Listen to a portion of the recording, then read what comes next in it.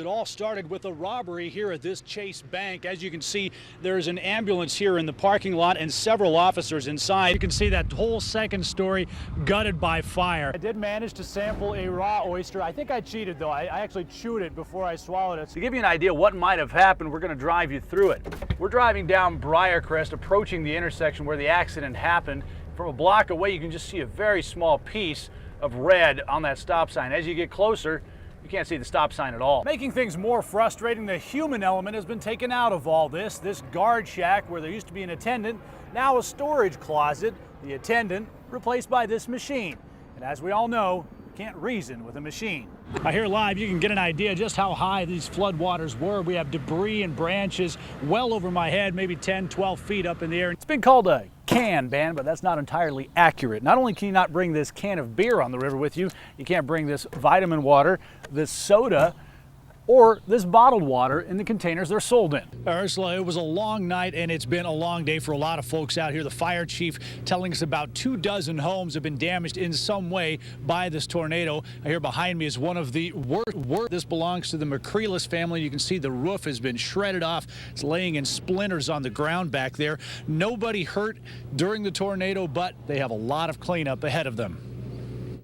This is a concrete house, solid concrete. The only part of Ron McCreelis' house still in one piece. The rest torn apart by tornado winds. That was a little worse than what I thought last night, actually. When I saw it in the daylight, when I saw trailers way out in the field. We met Ron last night, a few hours after the tornado hit. He and his wife, Lynn, rode out the storm in a bathroom in that concrete section of the house, getting there with just seconds to spare. And she made that corner just in time, and that wall fell down or she would have got trapped. A few football fields away, as the crow flies, Joe Murillos and his wife were leaving their crumpled home in the back of a neighbor's pickup truck.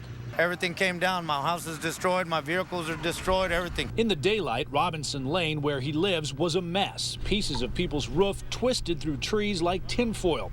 Bringing Eva Reyes' roof back to the ground took a heavy-duty winch and a lot of pulling. Her uninsured home likely to be written off as a loss. But we're here, so that's what counts. That's what matters. Very lucky to be alive, I tell you. It was in the seconds or we wouldn't be here. We have heard reports of a few people injured in the area. The worst we've heard of is a woman who apparently suffered a broken leg. No fatalities, though, which a lot of folks out here have been saying is pretty amazing considering the damage. We're live in southwest Bexar County. Simon Gutierrez, KSAT 12 News. Well, according to police, the little girl is in the pediatric ICU in serious but stable condition. Detectives, meanwhile, still trying to figure out who pulled the trigger. According to police, a car driving in the 11,200 block of Baywood opened fire on a group of people standing outside just before 1 in the morning.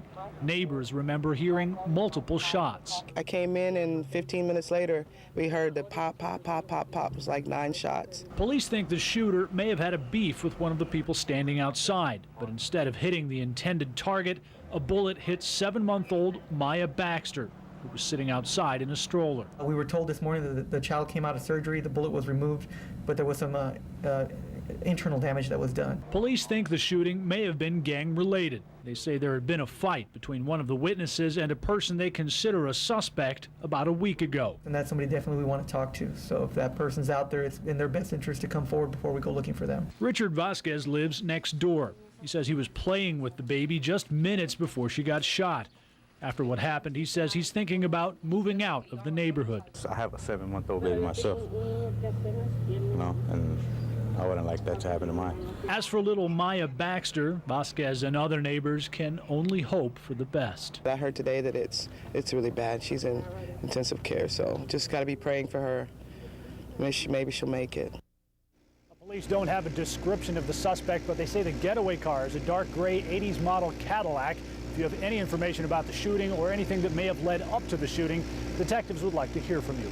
We're live at police headquarters. Simon Gutierrez, KSAT 12 News. Mixing in a layer of sand, Tony Carranza's crew puts the finishing touches on Frank Berzik's new lawn. Well, we said, let's do it. We took all the bark mulch off. That was about 2.5 weeks ago.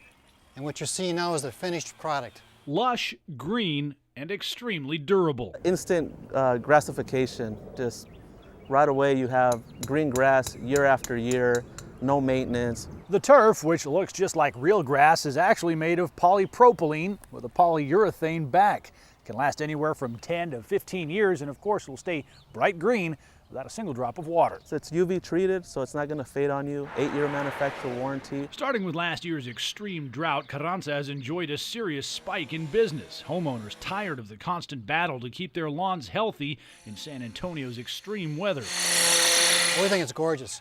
We can't believe how many people have stopped here in the last 2 weeks. Several, Burzig says, asking for Carranza's number. Some thinking the grass was real. They asked one, could they get the sod installed? We said it's not sod, it's artificial turf. At $8 to $10 a square foot, it's not cheap, but it comes with the peace of mind of never having to set a sprinkler again. The only maintenance is just a leaf blower and a plastic rake. And once in a while you can hose it down if it gets dirty. That's all the maintenance you'll ever have to do. In Alamo Heights, Simon Gutierrez, KSAT 12 News.